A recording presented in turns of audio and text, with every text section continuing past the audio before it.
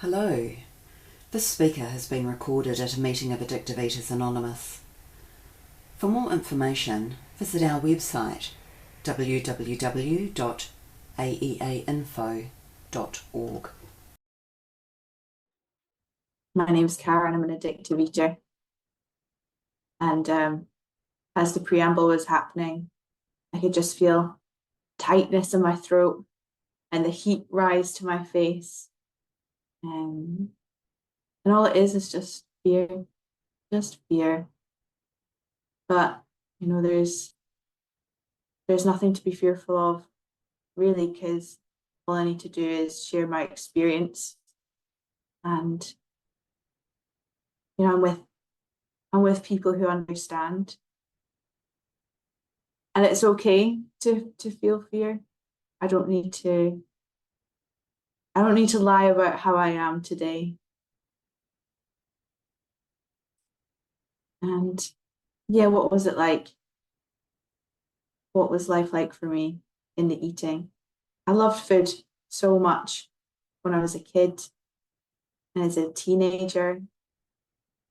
And yeah, I was talking to a member a couple of weeks ago about just how much pride I had around my cooking.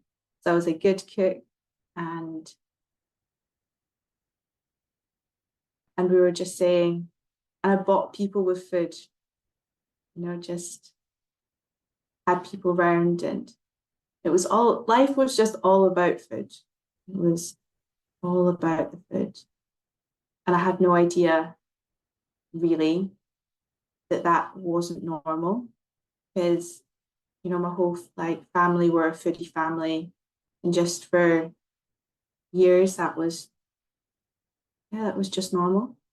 Eating for me kind of changed forms. And it wasn't until I started realizing that alcohol and other recreational drugs were really giving me a problem, that I stopped doing those and stopped using those, that I was just left with the food. And, that's when eating became something, it was more obvious, it was more obvious that it was something that was becoming a problem, because, I always had a way of not gaining weight, and then I couldn't do that anymore. And I remember latterly in my eating of just being in the supermarket and wandering around, and it could take me, so long to wander around a supermarket because I wouldn't know what to eat. I would just end up, I remember buying biscuits as well. It was Jaffa cakes. I didn't even really like Jaffa cakes. But in the end, it was just like, I'll have those. I'll just have those. And just knowing, I knew in the end of my eating that I was just going to go to the supermarket and ending up buying a binge. And I had kind of accepted that, because nothing I was doing was working anymore. I couldn't turn up for work. I couldn't turn up to social occasions with my friends. My life was just me in my grand's old house with the curtains closed, eating chippies and going to the supermarket to pick up food, even though I said to myself often in the morning that, I wouldn't do that. Life just got so lonely, so lonely. And I just had no idea that those feelings on the inside were linked at all to what was happening with food or what was happening in my relationships with people. Just no idea. I'm just so grateful that it got that bad. Yeah, really grateful it got that bad. Because of that weight starting to go on, it was no longer a secret. That's the big thing for me. And because I was just in denial about it. And when it was no longer a secret, it was like the cat was out the bag. And, I remember my family saying to me I should get more help than I was getting. I remember I had a therapist too, who I said in my head that I would tell her about the food. That was the reason for getting her, and that she was going to help me. I remember we must have been doing therapy for 5 or 6 months together and no mention of the food.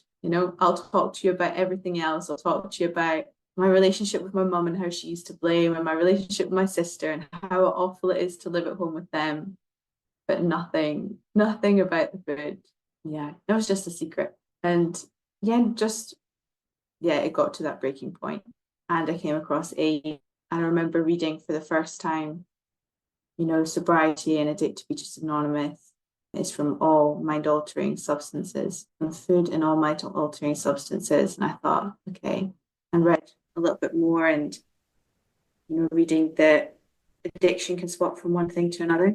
I thought, that's me. I could just see it. I will see it clearly. The first glimpse of being able to see that I just went from using one thing to another, just to feel okay, or not to feel anything, just to not feel anything, because I couldn't live with myself. If it wasn't the food, it would just be anything to knock myself out before going to bed at night, so I could pass out before going to sleep. I didn't know that my thinking was the problem. And just coming here, just learn so much, continue to learn so much. I'm just an addict. That's all I am. It's really simple. And I got to have the opportunity this week to speak to someone on the phone about the fellowship, and they asked me, like, how did you accept that you were an addictive eater? I was like, how did I accept? I just kept eating. I came to meetings here and I heard that other people had done what I'd done with food and they weren't doing it anymore. But I was still eating. And even when I knew what the problem was, I couldn't stop it. And just more eating just caused more pain. And that was enough to start that acceptance kind of process. Just more pain and more eating. And then coming here and just doing what was suggested, and things slowly started to change. And then, suggested to come to meetings, start phoning long-term sober members, and some prayers, some meditation, reading of the books, and getting a sponsor. And I just didn't know what any of that actually meant, really. But I was just so full of fear to continue the way I was living in life, because I was just petrified I was going to lose my boyfriend at the time. I thought he was the only really good thing left in my life, because he wouldn't love me anymore because I would just get too fat. So I'm just, fear, more fear. And but learn here to take the action. And that was all it was in the beginning, was just those, it still is, just take the action of picking up the phone and doing the next thing. Don't need to understand it all. I don't need to work it all out. I just need to do the next thing. And through doing that, today is really different. I was just driving to work this morning, and every person I drove past seemed to be smoking a cigarette. I just smiled, thinking, I'm driving to work and not smoking a cigarette. And food's not a problem for me. And no other substance is a problem for me today because of being here, which in itself is a complete miracle. I didn't think that was possible. I remember after having a sponsor for some time and following the suggestions, and I just started on a food plan, and we were going for a walk, and a colleague said to me, can I put your biscuits in your rucksack? And I said, yeah, sure. And I completely forgot about them. And I had food on me that I'd completely forgotten about. And I was like, wow, this is what it means not to be obsessed about food. And I just had no idea that was possible, but I find that it's possible here, and for me anyway.